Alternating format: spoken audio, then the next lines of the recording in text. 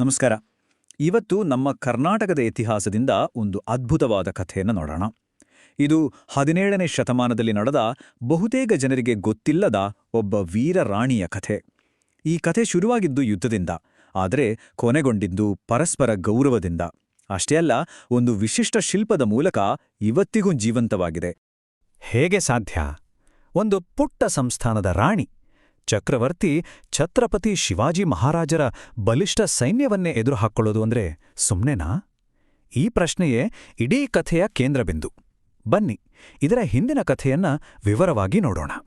ಈ ದೊಡ್ಡ ಸಂಘರ್ಷದ ಹಿಂದೆ ಒಬ್ಬ ಅಸಾಧಾರಣ ಯೋಧೆಯ ಬೆಳವಣಿಗೆಯ ಕಥೆಯಿದೆ. ಹಾಗಿದ್ರೆ ಎಲ್ಲಕ್ಕಿಂತ ಮೊದಲು ಯಾರು ಈ ಕಥಾನಾಯಕಿ ಬೆಳವಡಿ ಮಲ್ಲಮ್ಮ? ಅವರ ಶಕ್ತಿ, ಧೈರ್ಯದ ಮೂಲ ಯಾವುದು ಅಂತ ತಿಳಿದುಕೊಳ್ಳೋಣ. ಮಲ್ಲಮ್ಮ ಅಂದ್ರಿ ಕೇವಲ ಒಬ್ಬ ರಾಣಿ ಅಷ್ಟೇ ಅಲ್ಲ.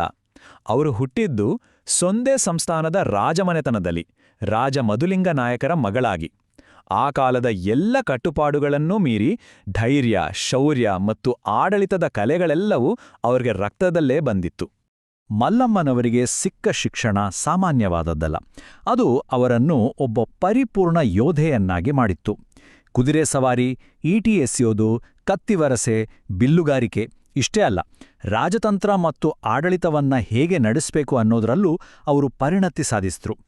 ಅವರ ಜೀವನದ ಕೆಲವು ಮುಖ್ಯ ಘಟ್ಟಗಳನ್ನು ನೋಡೋದಾದ್ರೆ, ಅವರು ಚಿಕ್ಕ ವಯಸ್ಸಿನಲ್ಲೇ ತಮ್ಮ ಅಣ್ಣನ ಜೊತೆ ಸೇರಿ ಯುದ್ಧ ಕಲೆಗಳ ತರಬೇತಿ ಪಡೆದರು. ನಂತರ ಸ್ವಯಂವರದಲ್ಲಿ ಈಶಪ್ರಭುವನ್ನು ಮದುವೆಯಾದರು.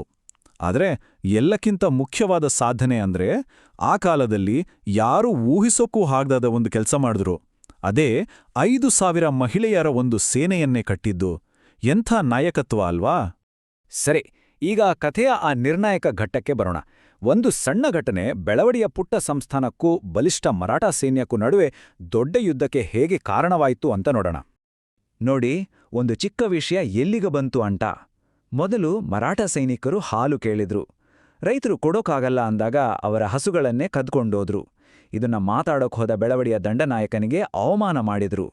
ಇನ್ನು ರಾಣಿ ಮಲ್ಲಮ್ಮ ಸುಮ್ಮನಿರ್ತಾರಾ? ತಕ್ಷಣ ತಮ್ಮ ಮಹಿಳಾ ಸೈನ್ಯದ ಜೊತೆ ದಾಳಿ ಮಾಡಿ ಜಾನುವಾರುಗಳನ್ನ ವಾಪಸ್ ತಂದ್ರು. ಇಲ್ಲಿಂದ ಶುರುವಾಗಿದ್ದೇ ನಿಜವಾದ ಕದನ, ಬೆಳುವಡಿಯ ಮುತ್ತಿಗೆ. ಕಥೆಯ ಅತ್ಯಂತ ರೋಚಕ ಘಟ್ಟ ಅಂದ್ರೆ ಇದೆ. ತಮ್ಮ ಸೈನಿಕರ ಮೇಲೆ ದಾಳಿ ಆಯ್ತು ಅಂತ ಗೊತ್ತಾದ ಕೂಡ್ಲೇ ಶಿವಾಜಿಗೆ ಸಿಕ್ಕಾಪಟ್ಟೆ ಕೋಪ ಬಂತು.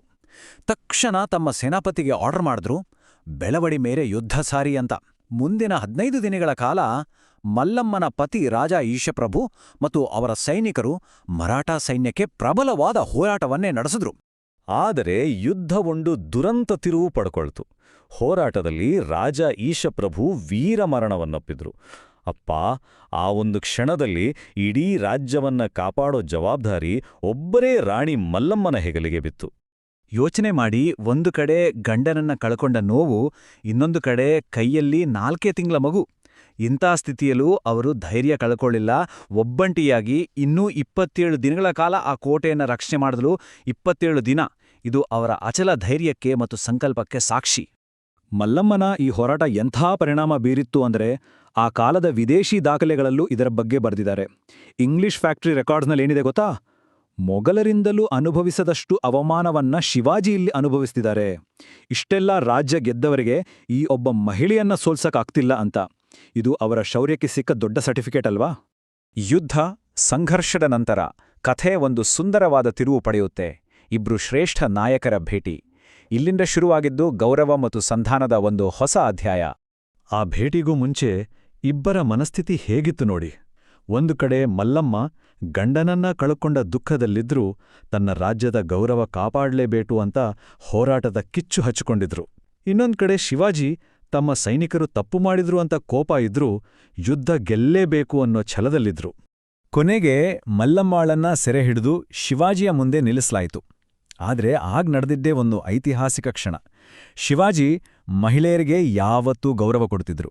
ಆ ವೀರ ರಾಣಿಯನ್ನ ನೋಡಿದಾಗ ಅವರು ಅತ್ಯಂತ ಗೌರವದಿಂದ, ಆದರದಿಂದ ಬರಮಾಡ್ಕೊಂಡ್ರು. ಶಿವಾಜಿ ಬರೀ ಗೌರವ ತೋರಿಸಿ ಸುಮ್ಮನೆ ಆಗ್ಲಿಲ್ಲ. ನಡೆದ ಘಟನೆಗೆ ತುಂಬಾನೇ ಬೇಸರ ವ್ಯಕ್ತಪಡಿಸಿದ್ರು. ತಮ್ಮ ಸೈನಿಕರದ್ದು ತಪ್ಪು ಅಂತ ಒಪ್ಕೊಂಡ್ರು. ತಪ್ಪು ಮಾಡಿದ ಸೈನಿಕನಿಗೆ ಶಿಕ್ಷೆಯನ್ನು ಕೊಟ್ರು.